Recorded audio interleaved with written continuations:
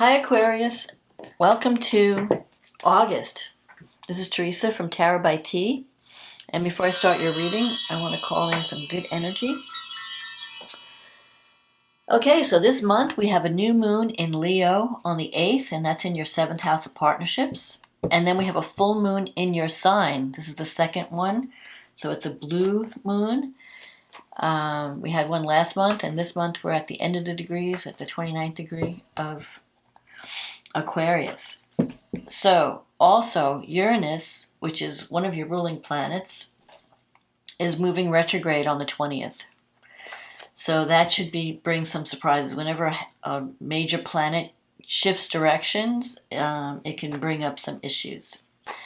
So pay attention. We'll go into that later. Venus is moving into Libra, which is favorable to your sign, and Mercury is moving into Virgo this month. So let's see, though, what the cards say for Aquarius. What does Aquarius need to know about love and relationships? What does Aquarius need to know about love and relationships for August 2021? What is coming up for Aquarius? August 2021.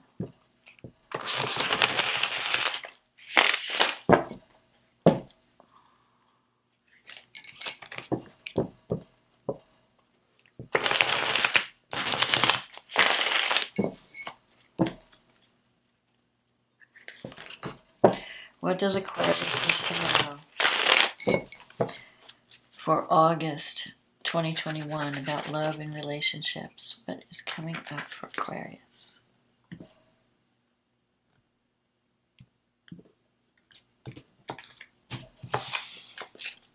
Okay, 9 of Cups. That's a wish fulfillment card. The Knight of Swords. The 3 of Pentacles. The 4 of Cups. The Ace of Wands. The King of Wands. The Star. The Page of Swords. The Tower. And the Queen of Pentacles. And the card at the bottom of the deck is the 8 of Cups. Okay, so the 9 of Cups, you're getting your wish fulfilled, but not without major change. 9 of Cups is a wish fulfillment. So whatever you're wishing for in a relationship, you have the potential to make it happen. But you may have to take action and make some major changes. Because this Knight of Swords energy, this could be someone that you're dealing with who could be difficult, a challenging lover. Someone who's argumentative, maybe a little bit self-involved. Someone who's always looking to push your buttons, jump into things without thinking about how their actions affect others. That could be a partner, but it could also be your activity. Maybe there's something that you want to get involved in, and you're just ready and you're chomping at the bit, and you're like, I just want to jump into this. And you have to think about, okay, how is this going to affect before you jump off a cliff. It's reckless energy. So you don't want to do anything reckless, but I feel like there are going to be some opportunities coming up that will lead to major change. I feel like you're walking away from something, walking into something new that could be a better fit, but there might be some things that you need to check out before you take the leap. So you have the 3 of Pentacles in the past. That's a card of career success and recognition. 3s are cards of birth, abundance. So you've been in a good place, but you may have been in a relationship, or you may be feeling, because the 4 of Cups is here with the 8 of Cups, you may be feeling bored with your current situation and feeling like, I'm not being valued, I'm underappreciated. You're not getting enough. You're not getting what you feel you deserve in a partnership. And you're thinking, well, maybe I should look around and see what else is out there. Maybe I need to move away from this situation. Because the 8 of Cups is about leaving something behind, moving on to something more meaningful. It's like something was once good, but it's no longer fulfilling, and you're looking to move on. But you don't want to just move on to anything. You want to move on to something that's really going to, that has meaning in your life. You're not just wanting to just like start a new relationship. You want the right thing. In the past, you have this cup coming out of the cloud. Like things have been offered to you in the past. Maybe you might have had other offers of love or other opportunities to form relationships with someone else. But it hasn't exactly been what you were looking for. You kind of been like, well, I'm not happy with my current situation, but I'm not sure I want to change it. Maybe it's because it brings you a certain amount of financial security or emotional security, and you don't want to give up a good thing unless you're giving it up for something much better. Well, now we come into the future, and you have the Ace of Wands here with the King of Wands. So I feel like there could be a new beginning coming up. The Ace of Wands is a new opportunity, something that you're really excited about. It could be some kind of like a work project.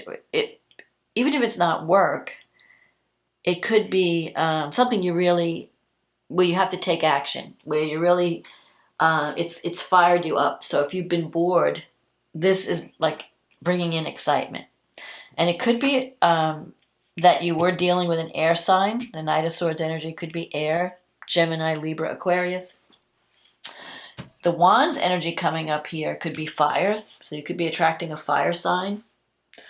The King of Wands energy is someone who's a good leader, someone who's a take charge kind of person, very outspoken, very honest, likes to help others. He could be a mentor, he or she.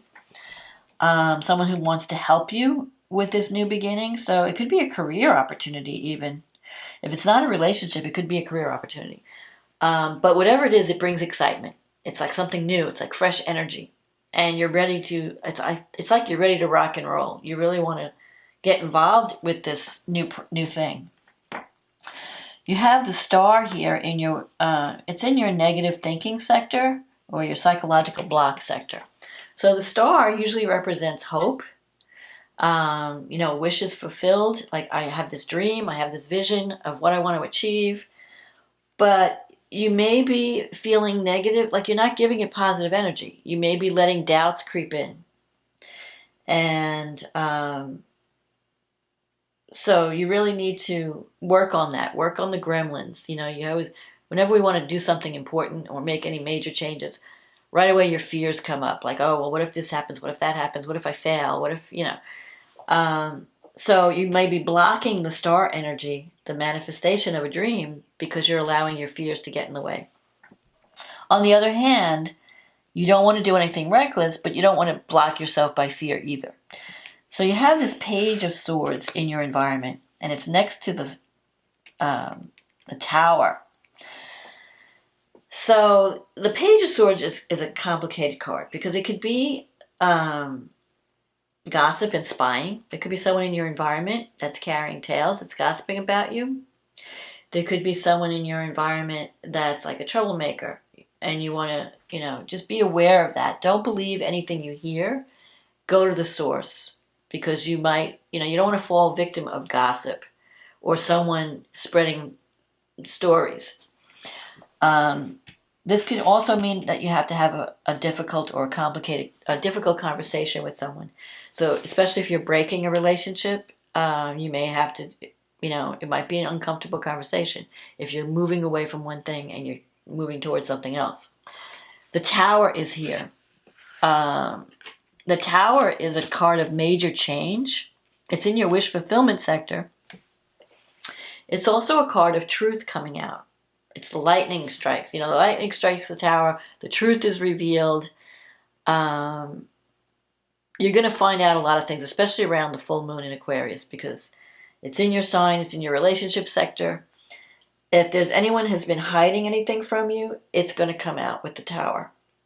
And the Tower can shake up your world, but it can also shake it up. It's not always a negative thing. It will destroy whatever, like if you've had illusions about something and you haven't been seeing things, you've been not paying attention, the Tower can be a wake-up call where you suddenly wake up and you go, wow, I didn't know this, and now I see the truth, and now I know what to do.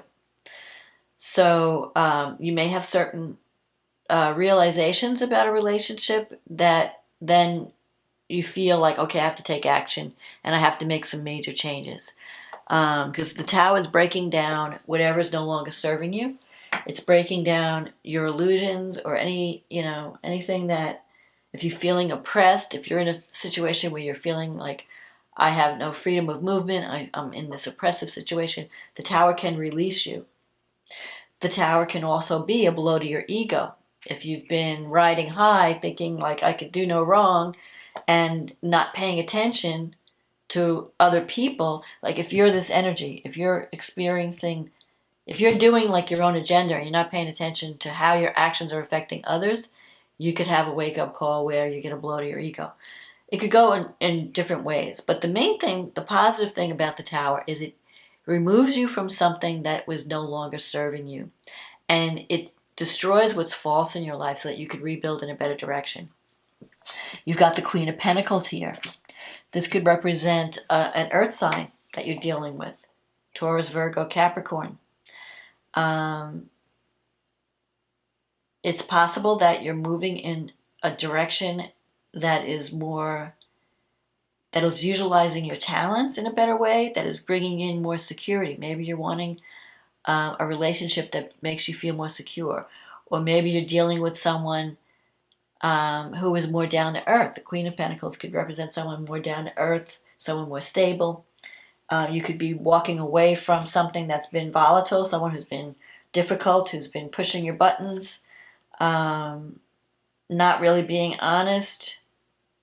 Whatever it is, the truth is going to come out. And once you see the truth, then you're going to take a new path. And this new path, I think, is going to lead to fulfilling a wish or a dream. Because the Nine of Cups is always a yes. It's always a wish fulfillment card, and it operates through the major arcana. So you've got the Star and the Tower here. So what this is telling me is that there's going to be some major shakeups in your world, but it's going to lead you to a dream come true, a favorable outcome. The Star comes after the Tower, and the Star represents hope and a new life. So don't hold on to anything that's not working. Don't hold on to anything that seems to be crumbling at this time. It's just preparing you for a new beginning and a new life.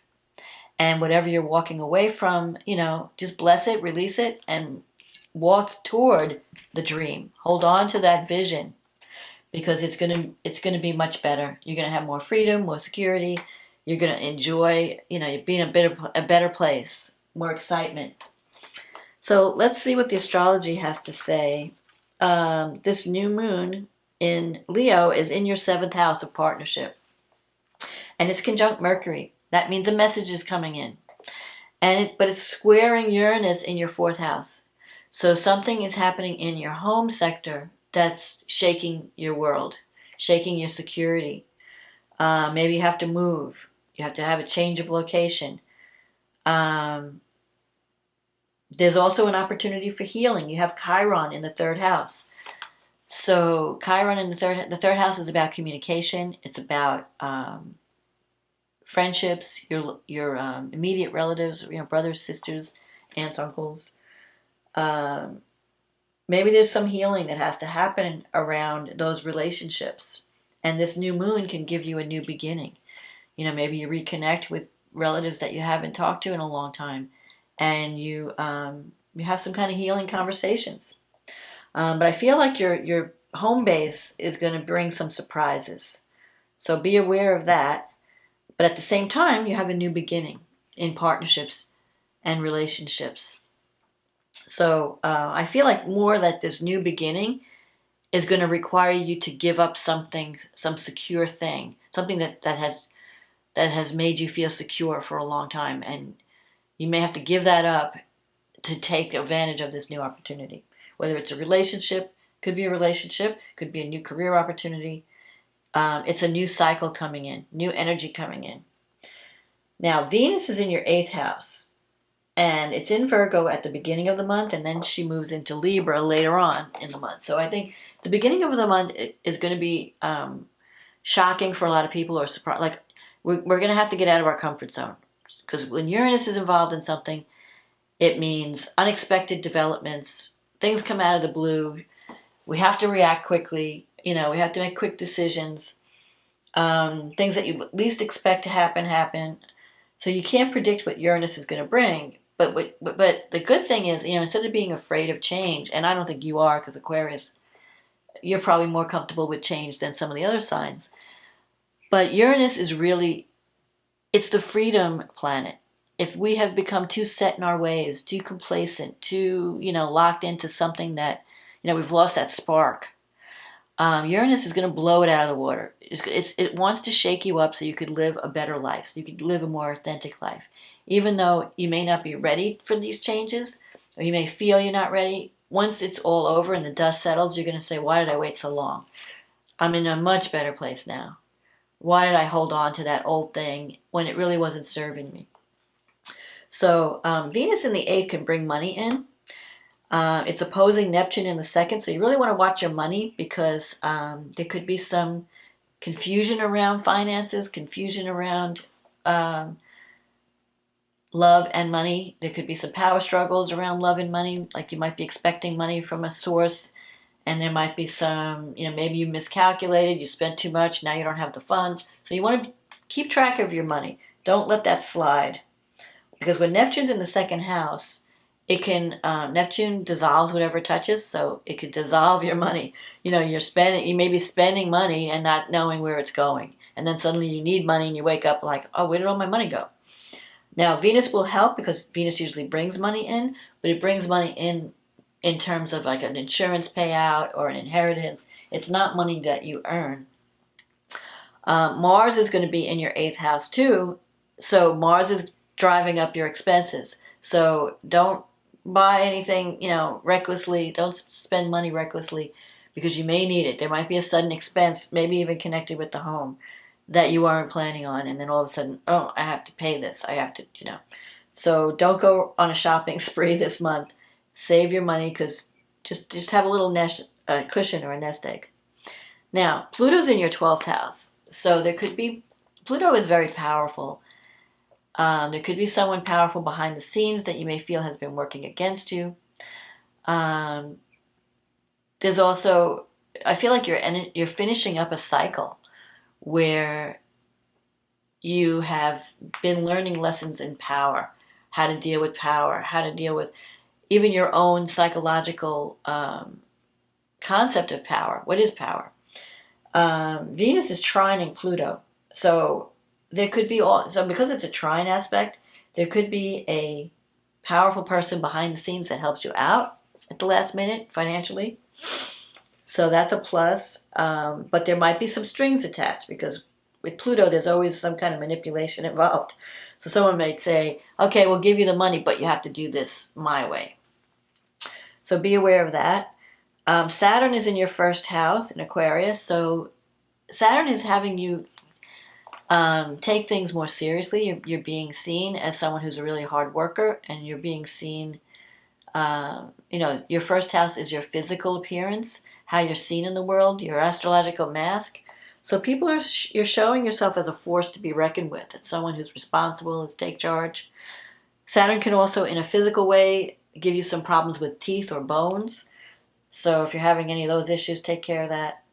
Now, Saturn is trining the North Node in your 5th house. So what Saturn is trying to say is, you may be taking a new path where you can really express the uniqueness of your gifts. Like, who am I and what do I have to share? What gifts do I bring to the table? You may have an opportunity to get involved in something that really brings more stability to your life. It may bring more responsibility and hard work, but it will be a true expression of who you are. Then we have the full blue moon on August 22nd in Aquarius, and that's activating your 1st house and your 7th house. But this is positive. This full moon is going to be positive because it's conjunct Jupiter. And Jupiter in the 1st house brings abundance and, optimism and hope. And so I feel like whatever tension you might experience at the beginning of the month, it's going to be resolved by the full moon at the end of the month, and you're going to feel like you're in a better place. Like I said, truths may be surfacing about relationships or partnerships, both romantic and business, professional. But you may be forming a new partnership or culminating, a contract or something at the end of the month that's going to lead to greater stability, greater abundance, greater opportunity. Mercury will be in the 8th house at this point. Mercury moves into Virgo and is, opposing Neptune in the 2nd house. So if you have to sign any contracts around money, if there's anything that has to do with money, check all the details, read all the fine print, because there could be some confusion with Neptune in the works. Neptune can bring miscommunication, misunderstanding. But if you're writing, if you're doing any kind of creative writing, Neptune can bring in inspiration. Now you have Venus in the 9th. Venus at this point is moving into the 9th house, which is the house of long distance travel, publishing, higher education, teaching, learning, and it's trining Saturn. So it's possible that you could have an opportunity to teach what you know, or go back to school and pick up some new skills, or even travel, or you might be connecting with people from different cultures. Whatever you're doing, though, with Venus trine Saturn, and there's the North Node is in Gemini in the 5th house, I feel like you're really enjoying the work. If a new opportunity comes, it's going to be more creative. There could be a romantic partner that you wind up connecting with that is of a different culture than you. Someone you meet maybe through travel or through some kind of educational experience. But you could be publishing things. You could be writing, creative writing. You could be publishing and meeting different people, and your work is getting known in the greater world. So these are all good things. Chiron, and I feel like Mars is still in your 8th house. So Mars is going to be